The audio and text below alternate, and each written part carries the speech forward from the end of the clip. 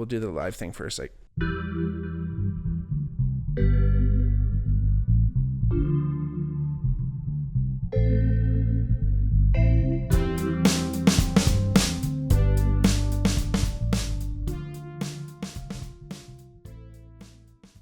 hey everybody, welcome back to the Bigmark podcast. It's me, your host, Bigmark. If it's your first time watching, welcome. If not, welcome back. You've joined us on a perfect day, on our Christmas Spectacular Day, which is only happens but once a year, and it's our day where we talk about Christmas and Christmas only. Maybe not always spectacular or spooktacular, but at the same time, still tons of fun. So welcome. If you ever wanted to reach out to the podcast, let us know. If you ever wanted to hear about an episode, check us out. Hit us up in the DMs, hit us up on Instagram or Twitter, or hit us up in the comments. However you want to get a hold of us, I always want to hear from everybody. Come on that episode as a guest, or just let us know what you think. Always happy to hear and grow the community. You're doing the best thing you can possibly do right now to support and help out the podcast by watching and listening and doing however you get the podcast. But make sure you tell your friends and share, and that's the best way you can possibly help us grow. And if not, check out our Patreon, patreon.com/BigmarkPod. There's a couple different ways you can support the team from there as well. Keep the lights on, so to speak. The Christmas lights. I don't have anything too Christmas lights, but I got the little poinsettia. I got the little, well, that's a Christmas cactus, and it's actually funny. You know, I was just preparing for this episode here, and I was pulling up a couple things just to kind of talk about, but the difference between, you know, Christmas cactus, there's also Easter cactus, and then I guess the third one would be, a Thanksgiving cactus. So they're kind of three different ones. So mine might kind of be closer to a Thanksgiving cactus, to be truthfully honest, where the Christmas cactus is a little bit more round, and then the Easter cactus has kind of a longer one with like three little bumps in it. So as much as you might think your Christmas cactus might be a Christmas cactus, it might actually be a Thanksgiving cactus like mine here. So, you know, it's always kind of funny with those different the different foliage we like to bring in to the world. When it comes to Christmas, you know, poinsettias too are, I believe, you know, like a desert climate plant. Like why do poinsettias? And I always used to call them poinsettias, but poinsettias are kind of linked to Christmas through a 16th century Mexican legend, where a poor girl's humble weed bouquet miraculously bloomed into bright red flowers for baby Jesus, symbolizing purity and sacrifice. So again, it's kind of, you know, the star shape represents the Star of Bethlehem, and the red signifies Christ's blood. So yeah, so again, it's kind of more of a Mexican plant. So it's interesting when it comes to some of the Christmas roots. You know, they do come from warmer places. It's not always about the cold. So no wonder it's so hard to keep these things alive when we bring them into these fucking cold climates. But again, you know, Christmas is one of those wonderful times, right? It's a mix of cozy nostalgia, corporate overload, and genuinely bizarre traditions, like I said, with these plants. You know, it's really easy in these times, and, you know, I was really lucky to have a little bit of time off around the holidays, but I know a lot of people don't, and it can be extremely stressful, and people running around trying to find gifts and trying to find money to find gifts and do all that stuff. It is always tough. You know, again, I did a whole episode on it, the Adopt a Family program, and through the Children's Foundation. You know, I took part in the one with out of Guelph, but they're happening all over North America, I think, but at least all over Canada. And, you know, all these families that are in need, that are part of these programs, right? Like, just imagine all the people that are just on the bubble, or people that are just trying to grit it out and trying to get it done for their families, you know, thinking about everyone out there, of course. And like I always do, you know, these Christmas times, like, you know, it's nice to take part of these programs because it does bring a little bit more levity to life. And, you know, you can look at it two different ways. You can be John Lennon, or you can be Paul McCartney around Christmas. You know, you can imagine all the bad things and, you know, remind yourself So This Is Christmas and What Have You Done? Or you can simply have a wonderful Christmas time. So I like to talk about the fun stuff, at least, favorite Christmas movies. As much as I love Christmas, all the fun Christmas movies, there's only so much time to watch movies, right? So it's really hard to watch every single one you want to watch, right? Now, Home Alone probably is my favorite Christmas movie to watch, just generally speaking. I only watch it around Christmas, and I love the soundtrack mostly. Honestly, it's mostly about the soundtrack, and John Williams did it, and he honestly completely changed his approach to the movie, and it's just absolutely amazing. And obviously National Lampoon's Christmas Vacation is one of the best ones too. Jingle All the Way I just watched, hilarious. Nightmare Before Christmas, just one of my favorite movies, period. And I just watched Ernest Saves Christmas. That's actually a great movie. Like, don't get me wrong, there's a couple weird parts in it. I have no idea why Jim Varney is sweating so much at certain parts of the movie. I don't know how much coke was involved in the making of that movie.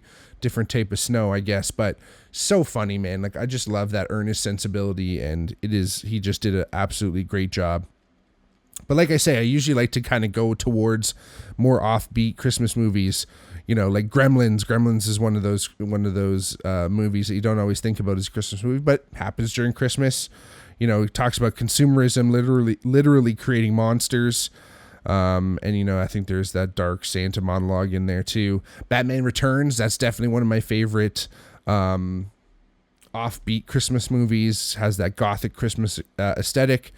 Snow, Capitalism, and Loneliness, and then the Penguin, of course, as the tragic holiday villain. Lots of presents and all kinds of stuff like that. Eyes Wide Shut. That's actually another great offbeat Christmas movie. There's a really cool scene in that movie where Tom Cruise is just walking down the street, and it's kind of done with like a relatively easy effect. Tom Cruise is just like on like a treadmill, and it's like, I think they projected on the wall behind him that moving scene, so it made it look like that. But Christmas lights are everywhere. All these different things. Feels like a Christmas movie even when it shouldn't. Long Kiss Goodnight.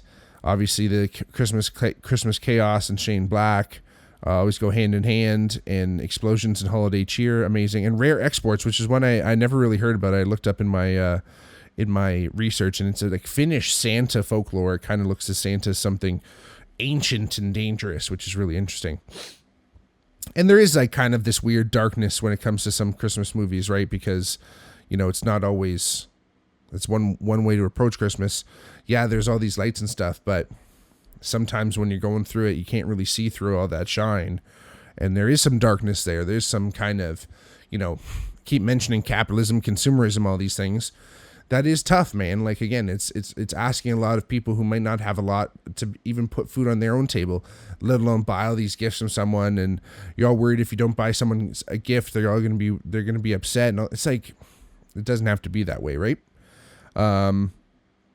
Favorite Christmas songs, there's obviously some amazing Christmas songs that come up around this time, and some of them do drive us insane. Obviously, Christmas Baby Please Come Home by Darlene Love, which is also an amazing story because Darlene Love was cleaning houses and would hear that shit on the radio and be like, what the fuck? And she ended up getting, like, she wasn't getting the royalties that she deserved, and then ended up winning a suit. And I think she got that over, which is great. And it is Phil Spector, so it does have the wall of sound. And then obviously, All I Want for Christmas Is You. You got to just respect the hustle. Mariah Carey, breaks out of cryostasis every Christmas and sings at us for 2 months straight, and then goes away, never to be heard again until November 12th the next year. There's some kind of cool covers of that. Actually, the Darcys do a great cover of that, which I actually like. So it's a good song. It's honestly, it's annoying. We've heard this song a million times, but it's a song around forever, right? Fairy Tale of New York by the Pogues, amazing. Obviously messy, a little messy, but human and unpolished, Christmas for people who've lived life. Have Yourself a Merry Little Christmas, obviously amazing, and originally had much darker lyrics, but that kind of melancholy as a Christmas feature, it still exists, right? You can kind of tap into that. I'll Be Home for Christmas, all those things, and talk about wartime songs and things like that. We're doing, Reckless Harbor's doing a cool show in the new year. We're doing a Tom Waits tribute, and we'll be singing The Day After Tomorrow, and it's about like a soldier's letter home, and you kind of think about all that stuff, right? Like war happens during Christmas too, right? So obviously Christmas time is here. Vince Guaraldi Trio, the classic Peanuts. Christmas time is here. Kind of, it's like almost like a little bit weirdly dissonant, just with the way the chorus is too, but jazzy and just kind of has that feeling of snow falling in slow motion, right? And again, I already mentioned it before, but Wonderful Christmas Time might be up there too with Annoying Craziness, but it's an amazing song, and thought about covering it this year, but still not ready yet. My favorite, generally, just every time I hear it, I listen and I love it, is the Drifters version of White Christmas. That dup ba do ba do ba ba ba ba do. I'm dreaming of a white Christmas. Like that, like goofy one. I love that version for whatever reason. And I came across, there's a really cool album called A Motown Christmas. And then this other album that I came across, which is like a Soul Party Christmas or something like that. It has all these really cool soul renditions. Even has a Hanukkah song on there, which is kind of almost dicey, but it's pretty great. But I heard this version of God Rest You Merry Gentlemen from it, and I just fell in love with it and listened to the whole album, and it's really awesome. So again, there's all kinds of amazing stuff to listen to, and even though sometimes it feels sad or nostalgic or lonely, but sometimes those are the best songs for sure. Now, I've always kind of mentioned this before in other Christmas spooktaculars, but I always think it's a funny story, because if you haven't watched any of the other episodes, if you're just joining us this Christmas, if this is your first Christmas with the Bigmark podcast, I always like to talk about the story that and the idea and the theory of Santa, shamanism, and magic mushrooms. Now, you might be wondering to yourself, why the hell does that have to do with anything? Well, there's a folklore connection. Amanita muscaria mushroom, which only grows in northern Europe or northern climates, grows in Canada as well, but it only grows in certain climates near pine trees. It's a red cap with white spots and looks suspiciously familiar. Siberia, Northern Europe, Northern America, and it was used by shamans in winter solstice rituals. And when they would use them, they would harvest them by cutting them and putting them in trees to allow them to dry, because the mushrooms potency increases when it dries. So they put them in these trees to dry. So it looks like they're like, decorating these trees with these mushrooms, right? And like, if you think about it, there's like mushroom iconography all over Christmas, and you might go, why the fuck is there mushrooms even? Like, what the hell? Obviously, there's visual parallels that are hard to ignore. The red and white Santa suit, also matched some cultures' shamanic garb. Like I said, the mushrooms growing under the pine trees. And after these mushrooms were dry, some of the shamans, who also wore pointed red caps as well, would collect all these mushrooms, put them in a bag, in a sack, and go Jack Lasac, tree to tree, or sorry, house to house, I should say, not nibbly pibbly, tree to tree. They would go house to house on nibbly pibbly. And sometimes in Northern Europe, especially in Siberia, the snow would fall so high you couldn't get through the door of the house. So some houses had an entrance through the roof or a way to get through the chimney. So Santa, or the shaman, I should say, shaman, shanta, whatever you want to say, would put the mushrooms down the chimney, and these gifts would come. Now, another thing too is like, why on earth are there even reindeer even involved with Christmas and Santa and all these things? Well, shamans used to actually use reindeer. Well, reindeer love eating magic mushrooms, but they used to believe that shamans believed that after the reindeer would eat the mushrooms, and they would pee, the psychoactive component of the mushroom would still exist in the urine, and they saw it as like a purifying thing, that it went through the system of the reindeer, and they got that, and it was actually a more potent, and it, in many ways, a more potent version, especially because the reindeers could eat way more mushrooms than the humans, and their pee would just be like super concentrated, and they would actually drink it wild. But if you're drinking this and you're tripping and you're looking at reindeer, you might be thinking they're fucking flying.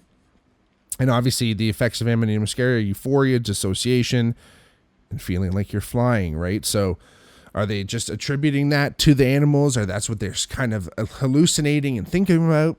Super interesting, right? So that's kind of where all these things are all put together, right? And, like I said, Santa is this gift giver, a traverser of worlds, and only appears once a year, knows who's been good and bad.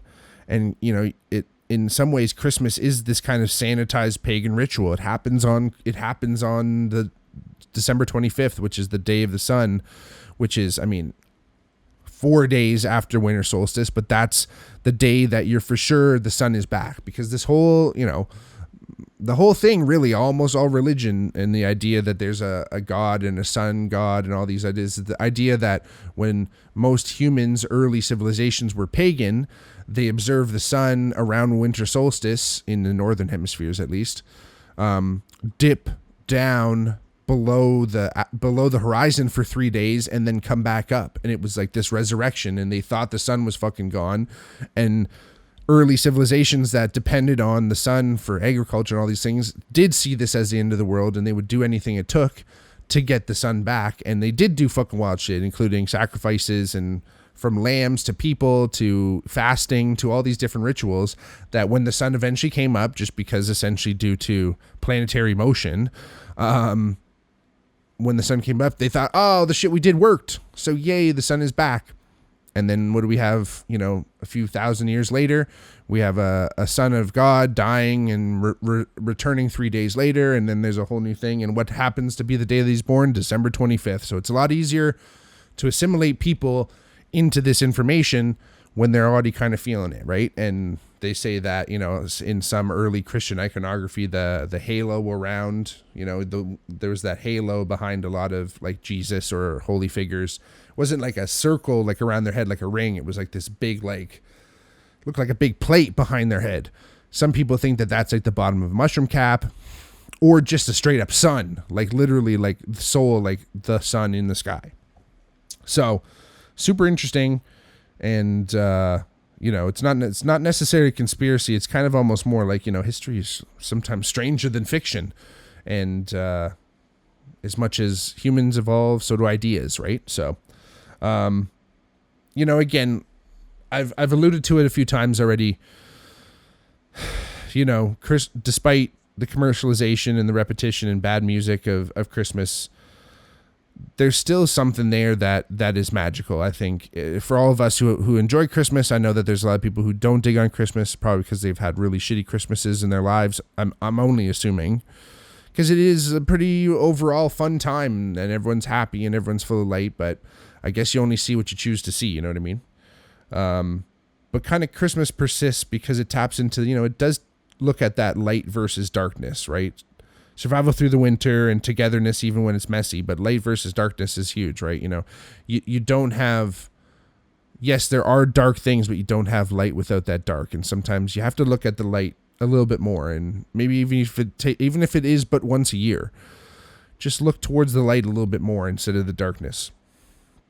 And shared rituals do matter, even weird ones, right? Like I said, some of these traditions and listening to the same songs and doing the same things, yes, it seems repetitive, but human beings are habitual, and to move away from these ideas and move away from these traditions, I don't think is necessarily helpful for humans as a whole in our social fabric. The larger our population gets, the harder it is to keep all these threads together, right? And if we want to weave this beautiful tapestry, we must include all people, all threads, all traditions, but also allow new traditions to form, but yet respect old ones at the same time,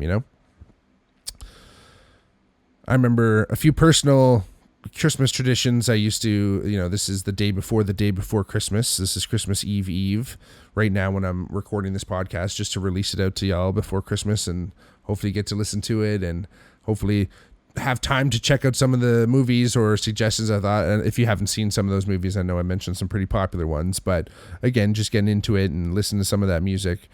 But me and my buddy used to have a little Xmas, which was like, we'd get together and just blaze it up and buy each other joints and stuff. And there used to be this place in Hamilton called Crazy Bill's that had a surprise bag, and we'd get it, and it would have rolling papers and little pipes and all kinds of stupid shit in there. So that used to be fun, but I think the day before is kind of a place to have your own traditions and do something fun. So we'll see what this year and the following years bring.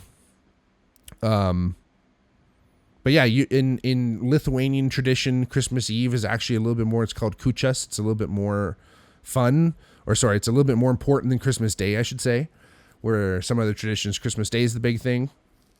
But just traditionally, I used to spend Christmas Day with my mom and then Christmas Eve with my dad. So same thing this year. Parents are back. They're not in Germany. They're not somewhere else. Mom's here having people on Christmas Day. Super fun. So looking forward to all that great stuff. Like I said, get out there, watch some strange movies, play better songs, and remember, Santa might just be a mushroom shaman. So don't get on his naughty list. I'll see you next week. Well, I guess it'll be... Now, we'll still have another week before the new year. So I'll do maybe a little wrap up, maybe a little bit of who knows what. But we'll see what happens next week. Like I always say, Christmas is a time for giving and a time for forgiving. If Jesus is a mushroom, if Santa is a mushroom, that's what they do. They forgive. So treat yourself right, treat your loved ones right, and have a little fun this Christmas, even though you might be busy and working and doing all that stuff. Tap into that collective unconscious and experience it, and don't be such a Grinch. Thanks, y'all. We'll see you next week. Love y'all. Merry Christmas. Linksmu Kaledu? Oh, no. I better do this right before Merry Christmas in Lithuanian. Yay, I got it right. Linksmu Kaledu. I still got it, everybody. Feliz Navidad. Joyeux Noël. Have a good one, everybody. Christmas all over the world. Love ya. See you soon. Bye.